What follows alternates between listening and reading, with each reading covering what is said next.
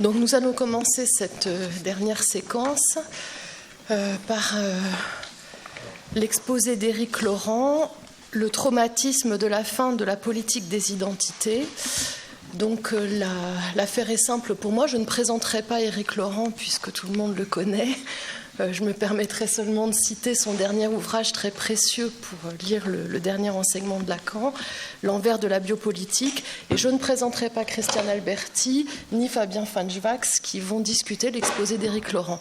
Donc je laisse la parole à Éric Laurent.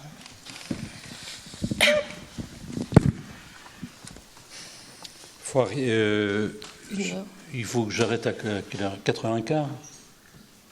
Oui, pour ça, le temps. La demi, on a 40 minutes d'exposé. 40 minutes d'exposé, 20 et 20. Ça fait 4h20. Ok, d'accord. Comme ça. 5h20. Hein 5h20. Oui, 5h20, oui, mais ça, c'est wishful thinking. Ça simplifierait mon agenda si c'était le cas. Alors, le dernier numéro de la revue Mentale porte bien son titre. Identité en crise. L'identité en crise, c'est le point de départ de Lacan. La lecture qu'il fait, en effet, de la théorie freudienne des 3 modes d'identification conclut qu'il y a identification parce qu'il n'y a pas d'identité qui tienne. L'identité est en crise de façon fondamentale car c'est un vide. Se croire un est une illusion, une passion ou une folie, selon les diverses façons dont Lacan a pu nommer le narcissisme. Dès 1946 et son texte sur la causalité psychique, Lacan le souligne, je le cite, « Les premiers choix identificatoires de l'enfant ne déterminent rien d'autre que cette folie par quoi l'homme se croit un homme. » Fin de citation. C'est page 187 des écrits. Se croire un est abordé à ce moment de l'enseignement de Lacan par le biais de l'imaginaire et de la passion narcissique. Citation. « Cette illusion fondamentale dont l'homme est serf, bien plus que de toutes les passions du corps au sens cartésien, cette passion d'être un homme, dirais-je, qui est la passion de l'âme par excellence, le narcissisme, lequel impose sa structure à tous les désirs fussent les plus élevés. » Fin de citation. Ce qui vient en opposition à la passion narcissique, qui en est son fondement, c'est la dimension de la cause, qui relève, elle, de l'identification. Je cite donc ce point. Une forme de causalité la fonde, cette passion, qui est la causalité psychique même, l'identification, laquelle est un phénomène irréductible. Fin de citation. Dans cette lecture de l'opposition freudienne entre narcissisme et identification, grâce à l'opposition entre passion et fondement, on retrouve un écho de la fin de l'être et le néant de Sartre, qui se termine par cette phrase magnifique « Toute réalité humaine est une passion en ce qu'elle projette de se perdre pour fonder l'être, l'ens causa sui que les religions nomment Dieu, mais ce qui est beau, c'est la chose après, mais l'idée de Dieu est contradictoire et nous nous perdons en vain. L'homme est une passion inutile. Là où Sartre voyait de l'inutile, Lacan situe la dimension du sujet de l'inconscient comme telle. Le sujet de l'inconscient, en effet, dit Lacan, n'est pas contradictoire et vain, mais il est vide et évanouissant, et pour autant parfaitement structuré. Et c'est pourtant lui, ou c'est bien à cause de son vide, que les discours cherchent à nommer d'une façon ou d'une autre. Le discours politique, le discours du maître, fait de l'identification la clé de la capture des sujets. Comme l'a souligné Jacques-Alain Miller, aux yeux de Lacan, la politique procède par identification, elle manipule des signifiants maîtres, elle cherche par là à capturer le sujet. Celui-ci, il faut le dire, ne demande que ça, étant comme inconscient, en manque d'identité, vide, évanouissant. Fin de citation. Ça se trouve dans l'entretien donné à la revue Cité en 2003. Donc le discours du maître procède à l'envers de la psychanalyse, qui, elle, Clotilde Leguil, dans son discours, dans son exposé d'ouverture ce matin, la psychanalyse, elle, procède à l'envers. Elle part des identifications pour aller vers le noyau de jouissance qu'elle masque. Citation de Jacques-Alain dans le même article, car la psychanalyse va contre les identifications du sujet, elle les défait une à une, elle les fait tomber comme les peaux d'un oignon, et de ce fait, elle rend le sujet à sa vacuité primordiale. C'est à partir de là, alors, fin de citation, Jacques-Alain continue. C'est à partir de là que peut se penser une traversée du fantasme en prenant appui sur le désêtre du sujet. Nous voyons donc bien l'opposition entre deux régimes du rapport entre identité et identification selon les discours, le discours du maître ou le discours de la psychanalyse. La façon dont le discours du maître veut donner consistance à l'identification s'est trouvée mobilisée de façon cruciale par la dite politique des identités au pluriel. Il s'agit, sous cette rubrique, de remplacer les grands récits politiques de l'unité nationale, grand récit au sens de Lyotard, les grands récits politiques de l'unité nationale ou de l'unité d'une sensibilité politique, par les récits multiples de l'égalité des droits entre les différentes identités ou communautés dont se réclament les sujets, que ce soit les minorités sexuelles du type LGBT, ou les minorités religieuses. Ça peut être présenté de façon différente selon les sensibilités. Gilles Fickenstein, président de la Fondation Jean Jaurès, dit et parle là d'un piège de l'identité. Il dit « La gauche ne pense pas à partir de ses propres valeurs l'identité de la France. Elle refuse de reconsidérer l'insécurité culturelle, pour reprendre la formule de Laurent Bouvet, qui touche d'abord les milieux populaires. Et la droite pense mal la question de l'identité, enfermée dans un autre déni, celui de la France telle qu'elle est, elle en cultive une vision nostalgique. » Alors, donc faire de l'égalité des droits le grand récit politique a pu être dénoncé aussi comme une impasse politique de la social-démocratie contemporaine. donnant la réplique à Gilles Finkelstein dans un entretien au Point. Jean-Pierre Le Goff peut dire « Le mouvement ouvrier issu du 19e sur lequel était fondée la gauche est mort. Il a été laminé par les bouleversements sociétaux et le chômage de masse. Votre erreur est de faire des mœurs un nouvel élément de démarcation identitaire de la gauche.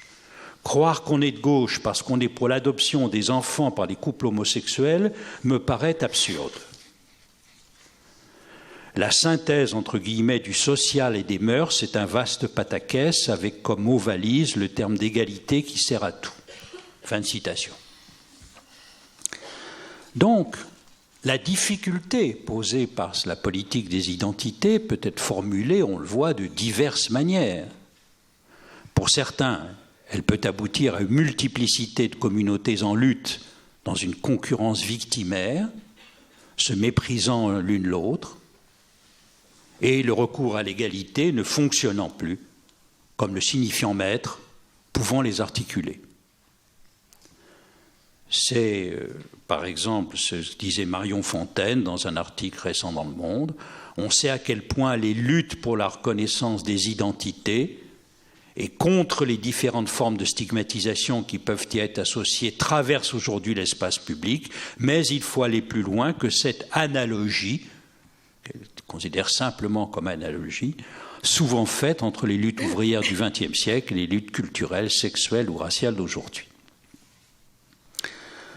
Quoi qu'il en soit de la politique et des identités, de leurs difficultés, voire des impasses, on peut considérer que la politique des identités a rencontré sur sa route un véritable trauma. Ce trauma, c'est la défaite d'Hillary Clinton devant Donald Trump. Et à partir de là, la question se pose. Sommes-nous entrés dans un moment post-identitaire ? La campagne d'Hillary Clinton avait été tout entière fondée sur le ciblage de différentes minorités ethniques, comme les Blacks, les Latinos, les femmes et les minorités sexuelles, s'adressant à chacune d'entre elles et soulignant pour chacune de ces identités la nécessité de l'égalité des droits. C'était une politique des identités clairement assumée. Son slogan « Stronger Together » mettait en exergue cette juxtaposition identitaire. « Stronger Together », plus fort ensemble, n'est-ce pas ? Non pas souligner ce qu'il y a en commun, mais la force de l'addition des forces.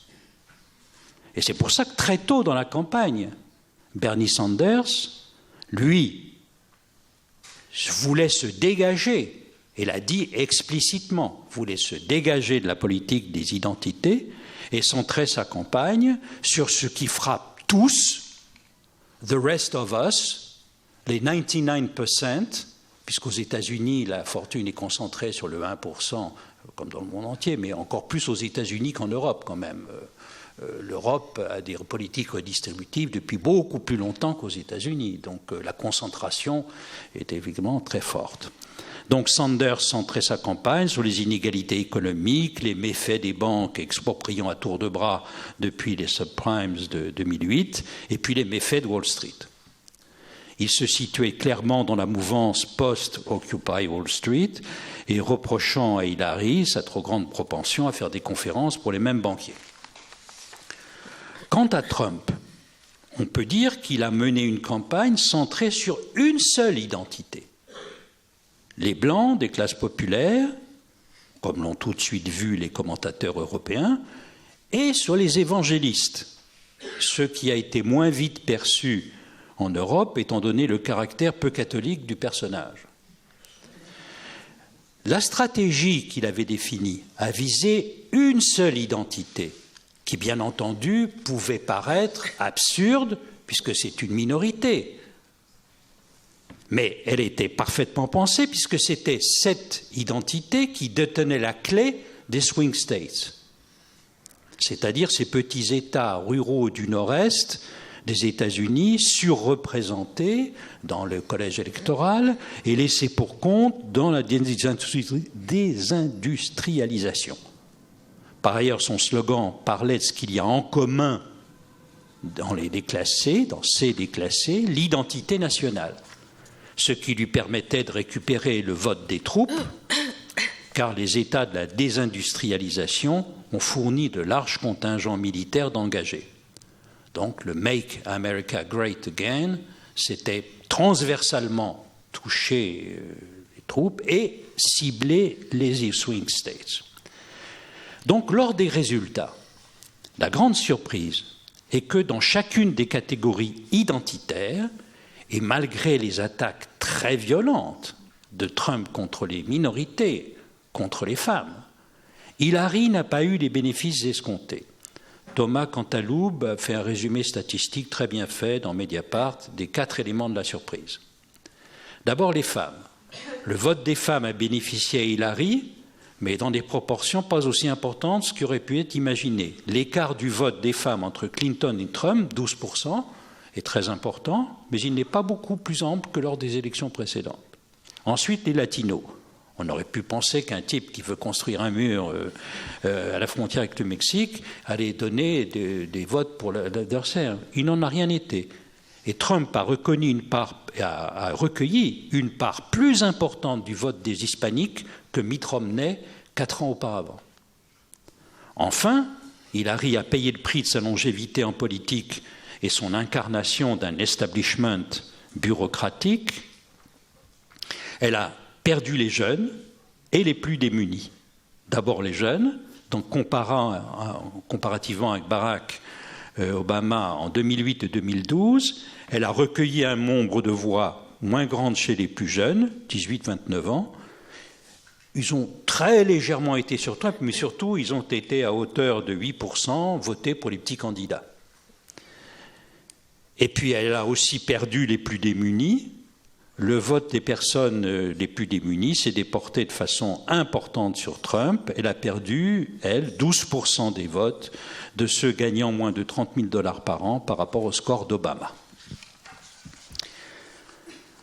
Ces chiffres ont fait que le commentateur politique David Brooks, centre droit, considère que l'écart entre les votes attendus et les votes effectifs vient de l'erreur de réduire chacun à une seule identité dominante et à cette volonté d'épingler sous une seule identité le multiple de chacun. Les femmes, les latinos, les noirs ont des identités multiples et c'est bien ce qui fait que le résultat échappe au calcul. Et de même, c'est bien la volonté de Trump, lui, dans le discours du maître qu'il incarne, de vouloir réduire Mexicains, musulmans et Noirs à une seule définition dominante, est aussi l'envers du mauvais calcul clintonien. C'est un point sur lequel Amartya Sen, dans son livre « Identity and Violence, The Illusion of Destiny », donc identité et violence, l'illusion du destin, c'est un point sur lequel Sen a beaucoup insisté. Les sujets ont de multiples identités. Au fond, c'est le point où le discours des politologues, qui n'ont pas entendu parler tellement de la psychanalyse, mais c'est là où le discours des politologues rejoint le multiple des identifications qui est le point de départ de la psychanalyse. En ce sens, du point de vue de la politique des identités, en effet, l'inconscient, c'est le politique. C'est précisément que les identités sont vides et que les identifications sont multiples.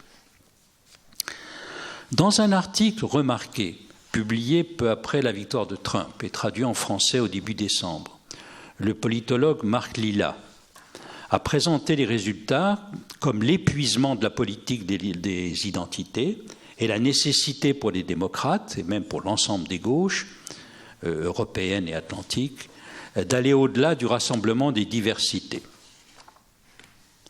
Alors que certains commentateurs reprochaient à Hillary son caractère interventionniste en politique extérieure, qui était une revue, une critique implicite de la retenue d'Obama, Lila considère que là-dessus elle était bonne, elle pouvait évoquer l'unité nationale et son facteur de rassemblement, mais en dehors du système que mettait en place Trump, c'est-à-dire d'une pure référence à la puissance.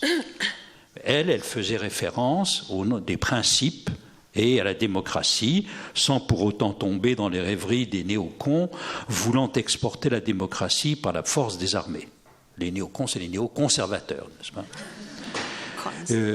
Hillary Clinton, dit, je cite Marc Lilla, n'a jamais été aussi excellente et stimulante que lorsqu'elle évoquait l'engagement des États-Unis dans les affaires du monde et en quoi il est lié à notre conception de la démocratie.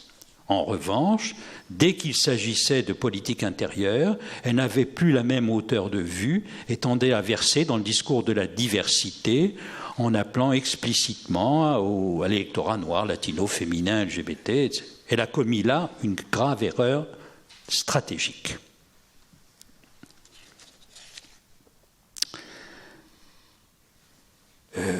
Il dit, tant qu'à mentionner des groupes aux États-Unis, mieux vaut les mentionner tous, autrement ceux qu'on a oubliés s'en aperçoivent et se sentent exclus.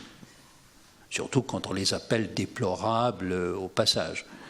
Donc c'est exactement ce qui s'est passé avec les Blancs des classes populaires et les personnes à forte conviction religieuse.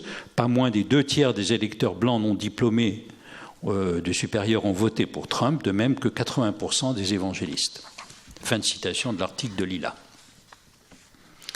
Donc, au fond, Lilla montre bien les difficultés de la politique des identités et montre les limites qu'elle a atteintes dans la conduite pratique d'une détermination politique. Certes, cette politique des identités a amené un certain nombre d'apports, mais elle produit des impasses. Ainsi, la politique des identités, comme il le dit, produit des sujets politiques coupés de toute considération sur des questions aussi essentielles que les classes, la guerre, l'économie, le bien commun. Ce sont des questions qu'on appelait traditionnellement en sciences politiques les questions régaliennes. Et toutes les questions, en effet, de la politique des identités qui mettent l'accent sur le local, la participation locale, le niveau local, abandonnent totalement le niveau régalien.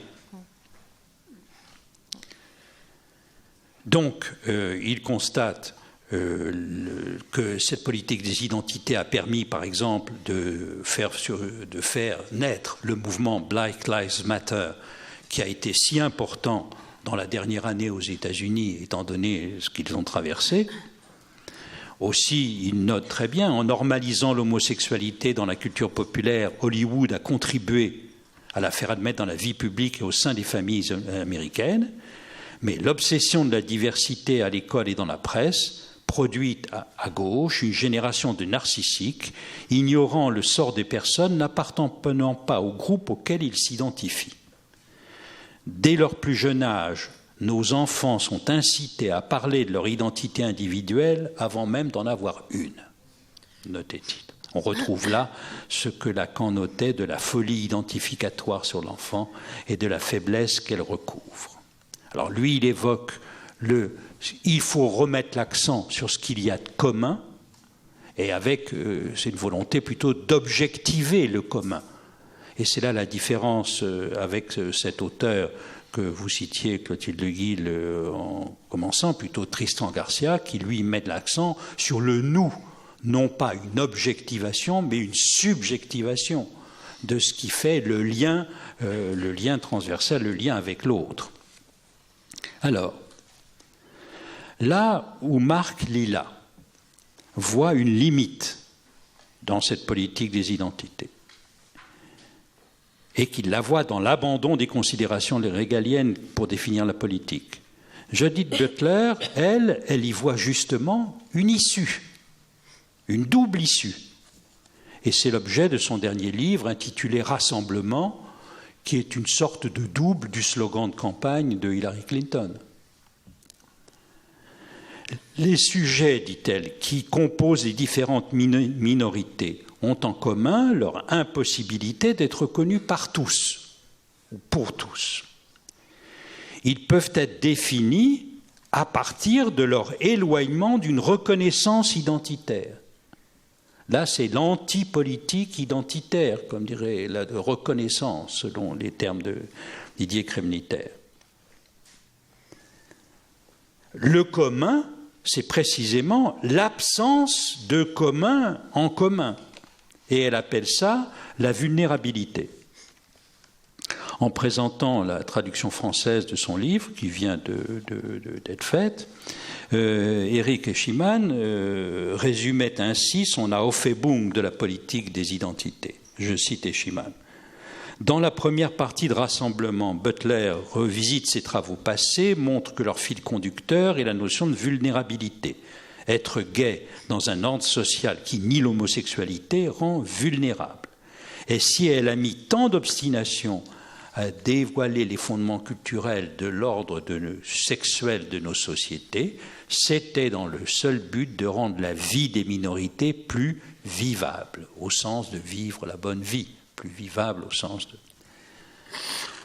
Vulnérable aussi le migrant dépossédé de ses droits humains ou encore le salarié privé de son emploi. La répartition inégalitaire de la vulnérabilité entre les individus est le fruit du système politique intitulé néolibéralisme.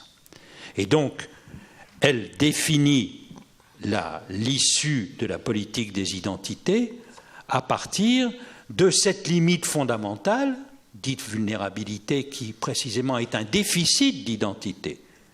Et donc, elle dit, à partir de là, il est possible de se rassembler. Le rassemblement de type Occupy. Citation, je cite elle, « Être là, se tenir debout, respirer, se déplacer, rester immobile, parler, se taire, sont autant d'aspects d'un rassemblement soudain, d'une forme imprévue de performativité politique qui place la vie vivable au premier plan de la politique. » Et c'est pour ça que le sous-titre de son livre, Rassemblement, c'est « Pour une performativité en politique ». La performativité, le performance, là au sens chomskien, ce n'est pas un savoir préalable, c'est un être là, rassemblement, etc.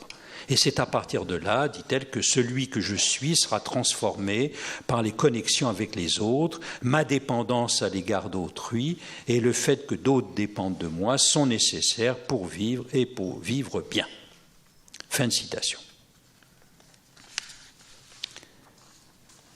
Et dans un entretien récent avec Christian Salmon, l'auteur de Storytelling, dans Mediapart, elle prolonge sa réflexion et elle propose de surmonter l'impasse de la politique des identités par une mobilisation toujours plus étendue des identités vulnérables et rassemblées, permettant de dissoudre les cristallisations du nationalisme et les formes de rejet de l'autre, en premier sur la question des migrants. Donc, elle dit, seule une mobilisation à grande échelle, une forme de courage incarné transnational, réussira à vaincre le nationalisme xénophobe et les divers alibis qui menacent aujourd'hui la démocratie. Donc, Butler résout le problème du passage entre les identités vulnérables et les revendications de droits politiques comme telles en superposant les deux niveaux, par son idée du rassemblement étendu. On pourrait confronter sa solution avec celle de Jean-Claude Milner, qui, dans son livre récent, si étrange, car d'une multiplicité, c'est un livre qui contient un nombre de livres étonnant. Mais il distingue donc soigneusement le niveau des droits de l'homme et celui du droit des citoyens, ce qui, dans la tradition, au contraire, américaine, dans laquelle s'inscrit Butler, est régulièrement confondu. L'homme pouvant justement, et on le voit précisément avec les migrants, se trouver dans une zone où il n'est pas encore, où il n'est déjà plus citoyen. Milner articule les droits de l'homme et leur déclaration avec la sensibilité de Robespierre à la compassion envers le malheur. On pourrait dire, dans le vocabulaire butlérien, la sensibilité de Robespierre à la vulnérabilité de l'homme. On pourrait ainsi mettre les développements de Butler dans la tradition américaine de Hannah Arendt, en contrepoint avec elle.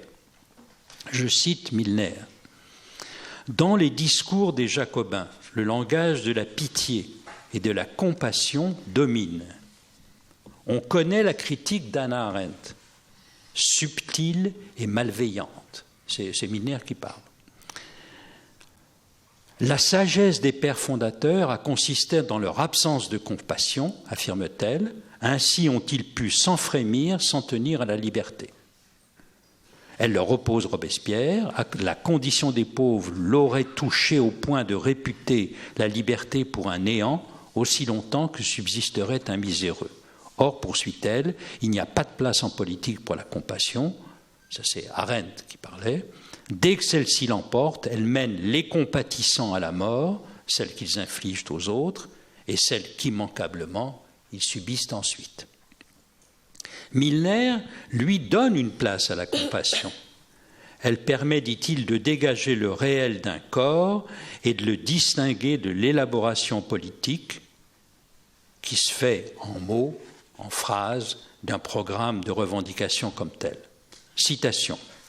De même, la compassion, selon Robespierre, accompagne et permet une rupture majeure, la découverte du réel d'un corps souffrant, certes, mais aussi parlant, puisque de sa souffrance, il ne peut donner d'autre preuve objective que la plainte.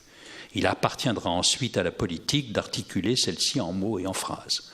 En cet instant, un réel insiste, irréductible. On voit ainsi se distinguer et s'articuler le niveau des droits de l'homme d'un côté, au niveau du réel des corps parlants, comme le dit Milner, et le niveau des droits positifs du citoyen qui se distingue.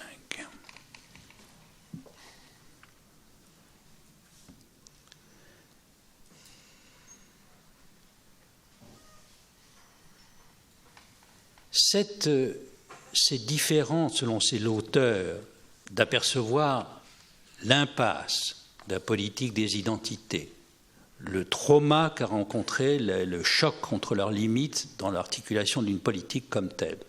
Les différentes façons de reconstituer une issue s'éclairent par la façon dont Lacan a permis de présenter le lien social, la Mason psychologie, dans une perspective différente de celle de Freud. Freud présentait le lien social articulé autour d'une identification et d'une identification au leader venant à la place du père de la horde. Non pas le père de l'Oedipe, mais le père de tous, pas le père de famille. Ce père étendu. Par contre, Lacan, lui, procède à partir non pas d'une identification, mais à partir du fantasme, puisqu'il met en question la nécessité de l'articulation de la jouissance avec l'identification au père dans les derniers développements de son œuvre. Et au fond, l'articulation du lien social au mode de jouissance en l'absence de leader est évidente à partir des modes de subjectivation érotique qui se socialisent pour composer les formes contemporaines de vivre les orientations sexuelles. On peut et il faut ajouter aux communautés de jouissance qui élargissent le vocabulaire de la biopolitique des styles de vie alternatifs, les communautés en désarroi, qui pointent l'autre versant du fantasme, le moment où le sujet, comme dit Lacan dans le séminaire 6, se ressaisit dans sa perte. Ce sont en effet les communautés de jeunes diplômés urbains et sans emploi qui se sont nommés en Europe latine comme indignados et de l'autre côté du lac Atlantique comme Occupy, dans ces mouvements, il s'agit d'occuper une place subjective, celle d'un cri, d'une pure énonciation qui renvoie au moment de perte. Ce moment, soit isolé par Butler comme le moment performatif, d'une pure performance qui ne peut pas se décliner en compétence politique, mais qui est performance, ou bien, comme dit Milner, le moment de manifestation d'un réel du corps parlant. Ça, c'est le moment esbarré du fantasme. Mais il y a ensuite un deuxième temps, la mise au jour de l'articulation du sujet à la jouissance, où là, côté petit a, dans un premier temps, on voit ressurgir la question de la passion. Nous avons assisté dans l'histoire des mouvements Occupy à l'incarnation aussi du cacone, du mauvais objet, de la mauvaise jouissance. Et on peut dire qu'en effet, le développement de la campagne de Sanders par rapport au mouvement Occupy du départ, toute la campagne Sanders a été précisément de désigner des ennemis. De désigner, il ne s'agissait pas seulement d'Occupy Wall Street de façon performante, c'était occuper Wall Street par des régulations, des règles, un certain nombre d'oppositions, une définition clairement d'une politique de reprise en main des rênes de cette question, et avec en désignant non seulement des procédures politiques, mais des ennemis. Au fond, c'est de l'autre côté du sujet performant. Le corps d'où s'extrait le cri de désarroi n'est pas sagesse, il est passion. C'est un corps qui jouit, marqué par les affects puissants, dont le plus puissant est l'angoisse, mais aussi la haine. Un corps pour Lacan est un corps en un sens proche de celui de Spinoza, c'est aussi bien le corps du sujet que le corps politique. Un corps n'est pas biologique, et c'est pour cette raison qu'il peut être soit vivant, soit mort, comme il y insiste au début de Radiophonie. Un corps est le lieu qui éprouve affects et passions, aussi bien le corps politique que le corps individuel. Donc nous pouvons reprendre cette question de la politique des identités à partir de la politique des deux temps du fantasme, les identifications et l'identification par les passions. Et c'est tout l'intérêt de ce que Jacques-Alain Miller avait isolé comme un fait d'identification par un événement de corps commun, spécialement dans les religions, que l'identification religieuse est moins une identification au Dieu qu'une identification dans la perspective freudienne, qu'à un point de réel. Lacan disait de façon surprenante, les dieux sont du réel. Ce qui paraît bizarre pour quelqu'un qui avait mis l'accent essentiellement sur le symbolique, sur le nom du Père comme symbolique. Dire que les dieux sont du réel, il le développe dans d'autres points, c'est que les religions, et c'est en ce sens qu'elles l'ont intéressé plus que la philosophie ou que le discours universitaire, c'est que les religions sont un mode de régulation de la jouissance du corps. Car les religions demandent toujours un sacrifice de jouissance à ceux qui y croient. Le croyant est toujours celui qui a fait sacrifice de la cause de son désir. Et il obtient par là un mode de régulation de la jouissance. Et cela de façon très différente à travers les religions. C'est évidemment, ce point du sacrifice est commun, mais pour autant, Lacan se méfie foncièrement de faire des religions un tout, un grand tout, le tout de l'histoire des religions, ça il n'y a pas cru. Et en effet, les religions se déclinent dans leur spécificité et dans le rapport et dans la façon qu'elles ont de traiter la régulation de cette jouissance. Ça, c'est sur le point les religions comme sagesse, comme mystique, comme régulation. Et puis il y a les religions comme folie, qui vont du côté non plus de la sublimation, mais du côté de la mort.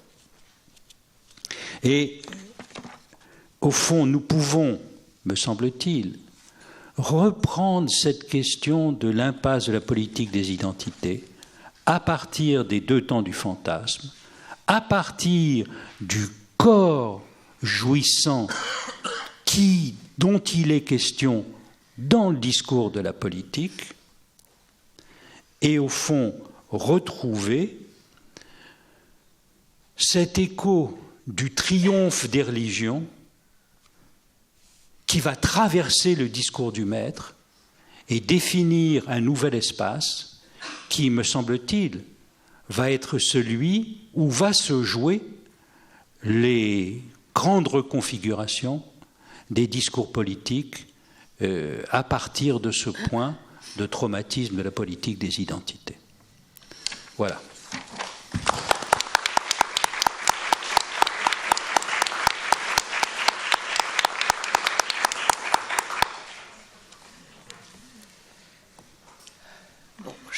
Avant de passer peut-être la parole aux discutants, juste au fond un point, vous semblez dire que Trump c'est la fin de la politique des identités, la défaite de la politique des identités. Mais est-ce qu'aussi bien c'est pas le triomphe quand même? C'est-à-dire que Trump c'est aussi le discours ségrégatif par excellence qui manie la question de l'identité en logeant la jouissance dans l'autre, quand même dans des petits autres. Donc, est-ce qu'effectivement on va vers une politique plus butlerienne dans laquelle vous n'avez pas tout à fait non plus, j'ai cru comprendre, un espoir manifeste? Est-ce qu'on va vers la possibilité d'une réorientation de la politique à partir d'une critique des identifications, ou est-ce qu'au contraire, finalement, le triomphe des religions, le triomphe de Trump, c'est quand même pas un retour massif d'une certaine manière du triomphe de la politique des identités ou de l'identité? En un sens, me semble-t-il, en effet, sa politique centrée sur une identité et parce qu'elle était stratégique pour conquérir la présidence et de l'avoir fait à tout prix. Il ne faut pas oublier que ce qui est surtout la politique de Trump telle qu'elle apparaît, c'est une politique du chaos. C'est moins une politique de l'un qu'une politique absolument imprévisible. Il peut dire Poutine est mon ami. Toute la CIA, le FBI, la NSA se trompent complètement. Est-ce que vous y croyez, vous? Et de rajouter des bizarres, des étranges, etc., tous les tweets. Et de l'autre côté, il nomme responsable du renseignement américain le seul général. Il adore les généraux. Surtout, il adore commander aux généraux. Parce qu'il ne faut pas oublier que quand même, Trump, à 6 ans, était quand même exclu des écoles, de toutes les écoles. Et son père l'a foutu dans une maison, dans une école militaire pour... C'était l'hyperactif voyou, chef de bande. Il y avait un coin Trump dans la classe, c'était là où on mettait les punis en permanence. Enfin bon, ce type qui est incontrôlable depuis qu'il est petit, et donc comme il dit, j'adore les généraux. Il en nomme plein. Il n'a que des généraux bellicistes autour de lui, ce qui recommandait le bombardement de l'Iran. Mais ça va très bien avec Poutine est mon ami, ouais, faut pas croire tout ce qu'ils disent, le renseignement, etc. Donc, il frappe beaucoup. Il a nommé en effet un état-major de type contradictoire. Un peu comme Theresa May qui a nommé les pro-brexiteurs d'un côté et de l'autre des anti. C'est-à-dire que quand vous avez un problème réel à traiter, il vaut mieux au fond avoir les deux bouts de la lorgnette. Donc, en un sens, c'est une politique de l'un sur les identités, en un autre sens, c'est le chaos, et par contre, l'autorisation à une jouissance mauvaise. C'est-à-dire, c'est la libération de la haine, exactement comme Boris Johnson a autorisé par ses clowneries facétieuses et son caractère d'irresponsable d'enfant gâté depuis qu'il est petit, à fabriquer des actes xénophobes en Angleterre à un niveau jamais atteint, en authentifiant ça. Alors, ce n'est pas seulement Johnson, Farage a beaucoup fait aussi pour permettre ça. Mais, disons, il y a chez Trump incontestablement, et là, ce n'est pas la vulnérabilité, là, c'est la haine déchaînée, une passion puissante. Quand on commence à lâcher la haine, en effet, on obtient un certain nombre de choses. Et incontestablement, on va être confronté à ça, à ce caractère imprévisible, le tweet à 3 heures du matin qui débarque. Et donc, pour enchanter les rédactions, à partir de 6 heures du matin, vous avez des commentaires en boucle qui passent. Mais qu'est-ce qu'il a dit, etc. Donc, nous avons certainement cet affolement de l'establishment américain politique par le caractère chaotique de cet étrange personnage ne va pas cesser. C'est une politique de l'affolement de l'autre. Là, ce n'est pas seulement déchaîner la haine, c'est aussi l'affolement. Comment rattraper ça? Donc, en effet. Alors, on peut dire l'affolement a un côté déségrégatif, parce que tout le monde est affolé. Tout le monde est affolé par ce type, que ce soit l'establishment, et y compris les militaires qu'il a nommés, qui sont les types les plus sérieux de cette bande extrêmement hétéroclite. En tout cas, du côté des civils, c'est hallucinant. On n'a jamais vu un truc pareil. C'est une bande de bras cassés. Comme on nomme à des fonctions de direction de la Banque centrale un type qui n'a été que banquier sur des hedge funds. Qu'est-ce qu'il a comme notion de... Il faut que derrière, il y a une énorme... Comme d'autres commentateurs l'ont fait noter, il faut une énorme confiance dans les institutions derrière pour l'idée qu'on va pouvoir rattraper les bourdes de tous ces clowns. Mais c'est très singulier. Et en effet, ça inaugure une politique de l'imprévisible, de l'affolement, d'un aspect de l'intranquillité généralisée. Je pense à une opposition que vous aviez faite il y a quelque temps entre le fait qu'on pouvait gouverner au nom du signifiant maître ou on pouvait gouverner au nom du S des grands tabarets, c'est-à-dire signifiant des manques dans l'autre. Et je me dis que pour Trump, finalement, il a un côté un peu performatif lui-même, parce qu'il peut passer d'un côté à l'autre. C'est-à-dire qu'il peut tantôt faire signifiant maître auprès des généraux, parce qu'au fond, il ne veut pas gouverner. Il voulait être président des États-Unis, mais il n'est pas sûr qu'il voulait vraiment gouverner. Et il s'est entouré justement de toute une série de gens qui viennent de la droite la plus récalcitrante, sur laquelle il va taper. Mais en même temps, effectivement, il y a ces côtés imprévisibles, complètement fous, où personne ne sait vraiment ce qu'il va faire, de tout ce qu'il dit, finalement, et de tout ce qu'il tweet, qui les fait basculer de l'autre côté, du côté finalement, la jouissance débridée, et sa propre jouissance à lui aussi, qui horrifie tout le monde, finalement. Donc, il y a comme une oscillation chez lui, d'un côté à l'autre, qui peut-être signe, je ne sais pas, c'est la question, qui peut-être est un signe très inquiétant, finalement, de cette fin de la politique des identités, où effectivement, il ne gouverne ni d'un côté ni de l'autre. Il peut basculer du essaim, mais c'est un essaim un peu dessemblant, je dirais. C'est un essaim de synthèse, presque, parce qu'il n'est pas sûr qu'il soit vraiment un essaim... Ça me paraît une excellente... développer ça me paraît une excellente idée, le essaim de synthèse. Je trouve ça épatant. Il y a quelque chose de le faux essaim. J'ai pensé oui, c'est très fort. J'ai pensé à l'article de Zizek, l'homme qui s'est coiffé comme une perruque. Et je me disais, ce qui est drôle quand même, comme très isolé. Non, Zizek se trompe sur beaucoup de choses, mais il ne s'est pas trompé sur la perruque.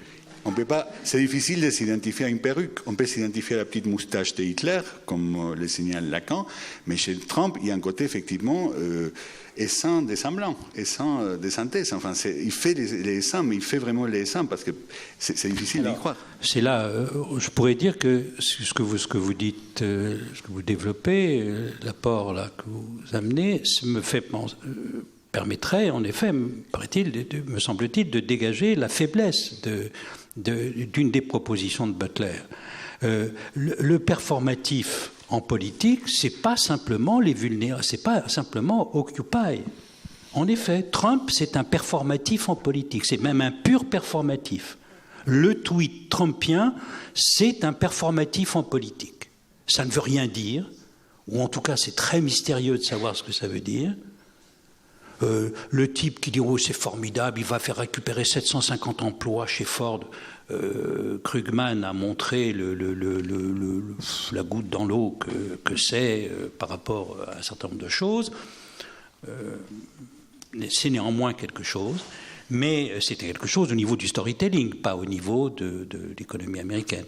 Mais il y a un performatif à l'œuvre.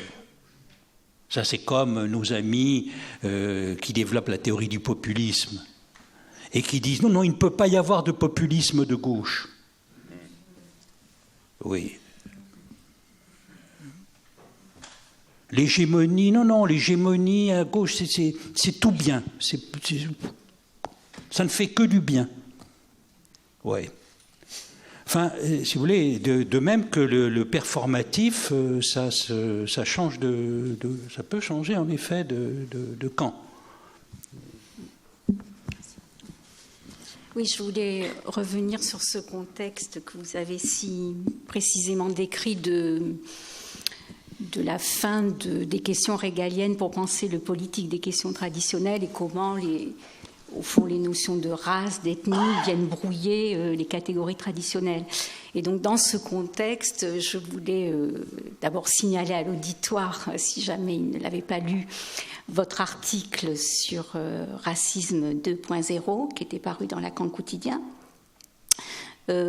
parce qu'il me semble que ça constitue vraiment une boussole pour penser les données contemporaines du lien social, puisque là, vous proposez une théorie du lien social à partir de Lacan, au-delà du père, au-delà de la fascination pour l'idéal, mais pensée à partir du temps logique et à partir de ce constat qu'on ne sait pas ce qu'est un homme, qu'il n'y a pas d'identité, qu'il y a un défaut fondamental de savoir en la matière.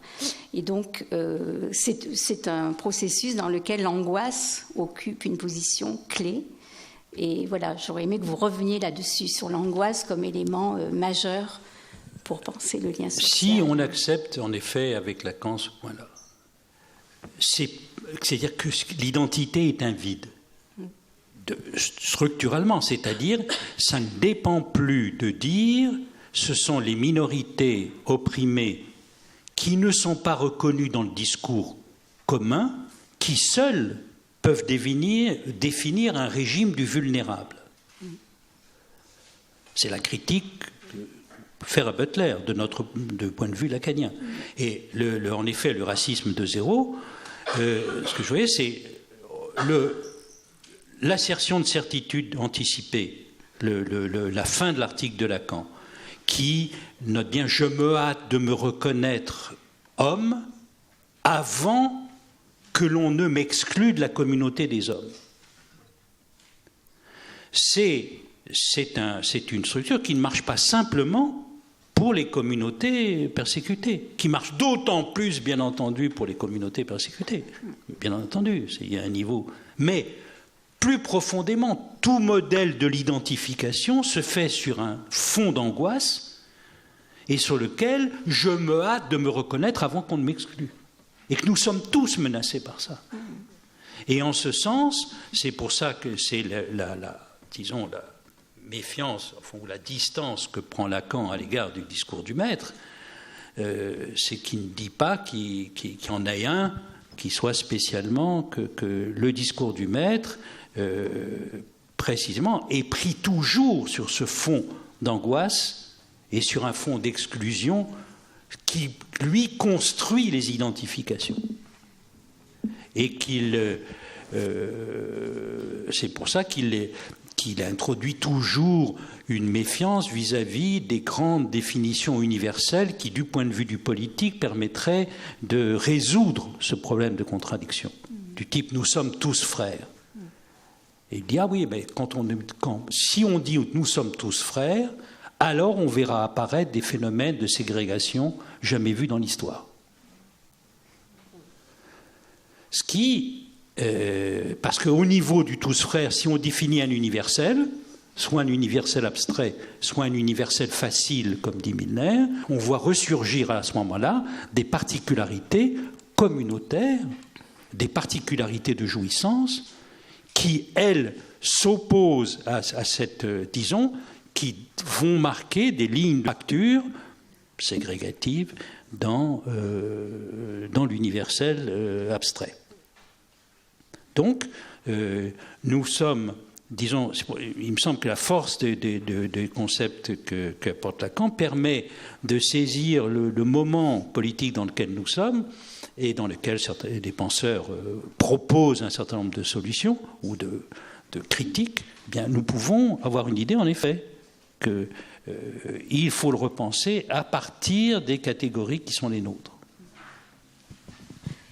Une question, parce que vous avez cité Milner, pas dans les derniers livres, c'est intéressant que vous disiez qu'il y a plusieurs livres dans ce livre, mais dans un livre précédent, Pour une politique des êtres parlants, un livre qu'il a publié il y a 5 ans ou 6 ans, au moment, je crois, contemporaine, enfin de manière contemporaine au printemps arabe. Et il parlait justement d'une forme de performatif aussi, lui, c'est-à-dire une politique minimaliste, une politique du fragment, une politique non pas demander comme en 68 l'impossible, demander ce qui est possible maintenant et là. Par exemple, les mouvements, il donnait comme exemple justement ce qui s'est passé dans les pays arabes par rapport au départ des gouvernants.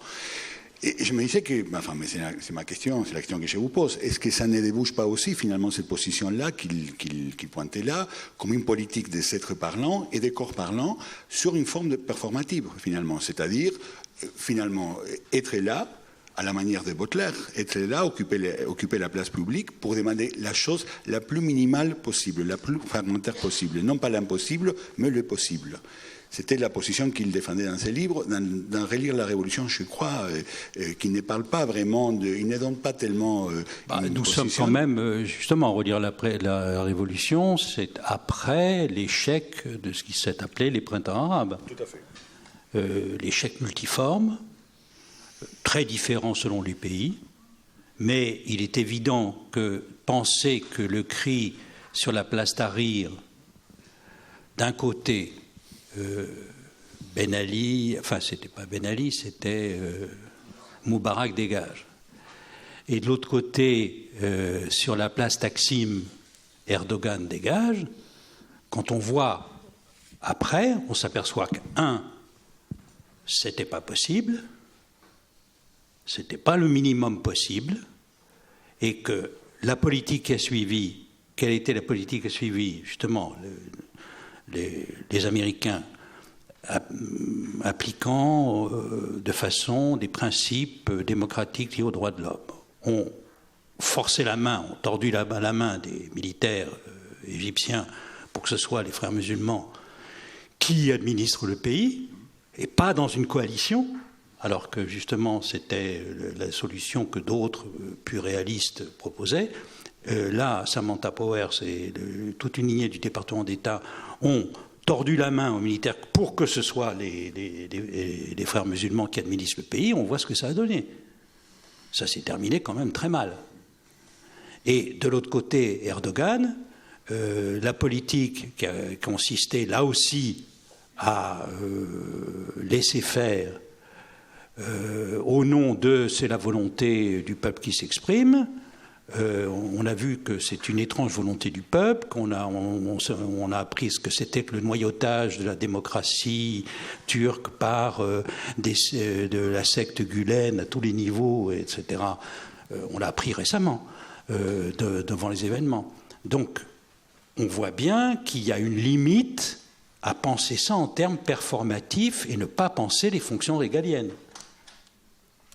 Et que ce qui s'est passé là n'a pas ensuite été convaincant. C'est pas seulement là le traumatisme, c'est pas seulement la politique des identités, c'est le traumatisme là d'une politique dite performative de considérer que le problème se résout à ça. c'est ça. Et je considère que c'est un véritable traumatisme, en effet. Là aussi, le destin de ce qu'ont été ces mouvements qui ont été décrits dans des récits très exaltés, etc., d'un côté, et quand on écrit 4 ans après sur la question, on voit que, évidemment, si on ne veut pas se contenter de déplorer, etc., on doit se dire que les prémices qu'on a utilisées n'étaient sans doute pas les bons pour rendre compte du phénomène. Merci beaucoup. Je pense qu'on va conclure cette journée. Donc, en remerciant chaleureusement Clotilde Le Guil pour l'organisation de cette journée, ainsi que les collègues du comité d'organisation, l'ensemble des collègues du département et des intervenants. Et donc, sans doute dans 2 ans...